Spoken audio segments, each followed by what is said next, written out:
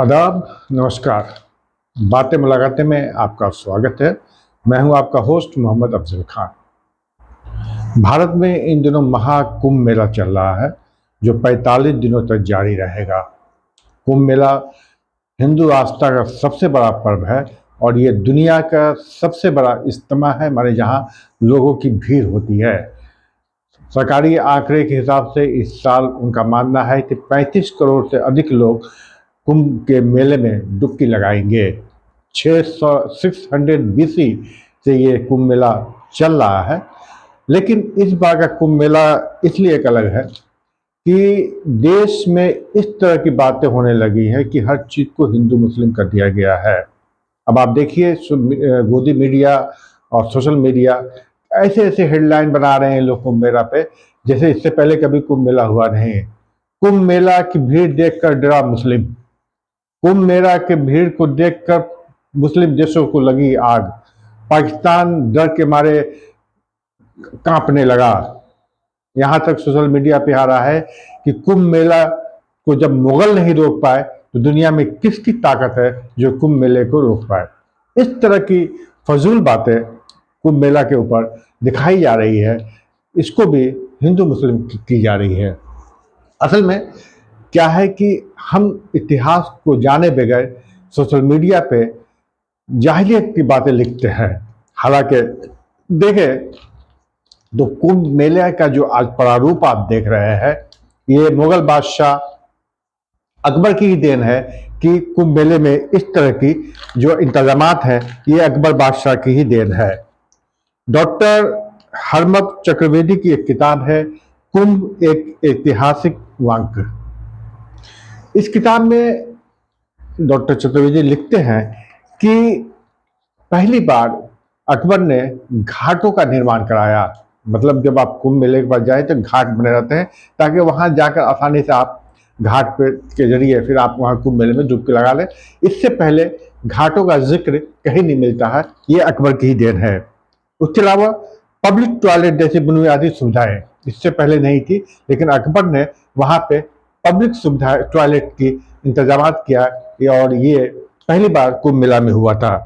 उसके लिए उसने 2 ऑफिसर नियुक्त किए थे कुंभ मेला के पूरे रखरखाव और देख के लिए। एक जो पोस्ट था उसका नाम था मीरे बहर। बहर माने समंदर होता है, नदी होती है। मीरे बहर, जिसकी जिम्मेदारी था जो land and water waste management की जिम्मेदारी थी, यानी टॉयलेट और कहाँ पे लोग रहना, ये पूरी मैनेजमेंट की जिम्मेदारी मीरे बहर को दी गई थी। और दूसरा पोस्ट था मुसद्दी, जिसके हवाले घाटों की जिम्मेदारी थी। माने घाट कैसे बनेगा, कितने घाट बनेंगे, कहाँ कौन स्नान करेगा, ये पूरी जिम्मेदारी एक मुसद्दी डिपार्टमेंट उसको दी गई थी। और 1589 में मुगल ने 19,000 मुगली सिक्के, यानी उस वक्त जो सिक्के होते थे सोने के, 19,000 उन्होंने कुंभ मेले के ऊपर खर्च किए थे। और ये पूरी शुरुआत पहली बार अकबर ने की थी। इससे पहले नहीं मिलता है घाटों का ये और वेस्ट पब्लिक टॉयलेट का। अकबर ने जब इतने इंतजाम किए थे, एक छोटा सा फीस लगाया था कि ताकि इसका जो खर्चा है वो निकल सके। लेकिन अब देखिए कि किस तरह के नफरत चलाए जाते हैं इतिहास में, कि अकबर को दिखाया जाता है कि तलवार लेकर कुंभ के किनारे खड़ा है, जो भी आ रहा है डुबकी लगाने उसको उससे पैसा वसूल रहा है। हालांकि सच्चाई ये है, धनंजय चोपड़ा ने अपनी किताब भारत में कुंभ में लिखा है कि कुंभ के 2 बड़े जो मठाधीश थे, चंद्रमान एंड किशन नाम ने, उन्होंने अकबर से रिक्वेस्ट किया कि ये फीस हटा दें। अकबर ने उनकी बात मानी और फीस हटा दिया। बदले में 250 बीघा जमीन भी दिया अकबर ने उन लोगों को कि आप कुंभ के लिए यहाँ पे एक अच्छा सा अपना कुछ बनाए, ताकि कुंभ करने वालों को कोई परेशानी ना हो। कुंभ के टैक्स के बारे में अकबर के ऊपर इतने इल्जाम लगाए जाते हैं, हालांकि वो फौरन हटा लिया गया था।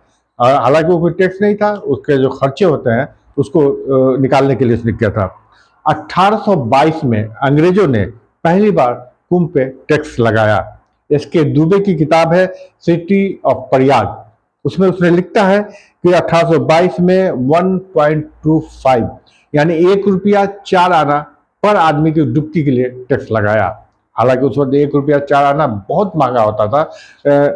उसमें 1 रुपये में 4 आना में पूरे महीने 2 महीने के राशन आ जाते थे। तो कहा जाता है कि 1822 का कुंभ बहुत ही फीका रहा, लोग नहीं आए क्योंकि हर आदमी के पास पैसे नहीं थे।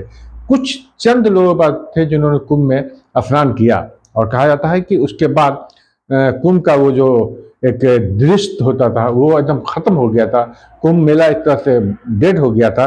1840 तक ये चला है, 1822 से 1840 तक चला। जब अंग्रेजों ने देखा कि ये टैक्स लगाने से कुंभ मेला से उनको नुकसान हो रहा है, तो उन्होंने 1840 में टैक्स को हटा लिया। उसकी जगह उन्होंने क्या किया कि कुंभ मेला के आसपास जितने भी शॉपकीपर दुकान लगाते थे या टेंट बनाते थे लोग रहने के लिए, उस पर उन्होंने टैक्स लगा दिया कि आप दुकान लगाए लेकिन इसके बदले में हमें इसके बदले में भी दें। यानी इसको उन्होंने कमर्शलाइज कर दिया।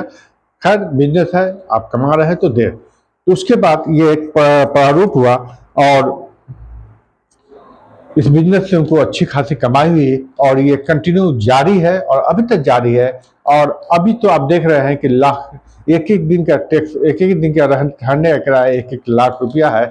दुकानदारों से 45 दिन का 5-5 लाख 10-10 लाख लिया जा रहा है। लेकिन अकबर ने जो छोटा सा टैक्स क्या लगाया था खर्चा निकालने के लिए, उसको इस तरह पेश किया जाता है कि जैसे बहुत बड़ा जुल्म कर दिया।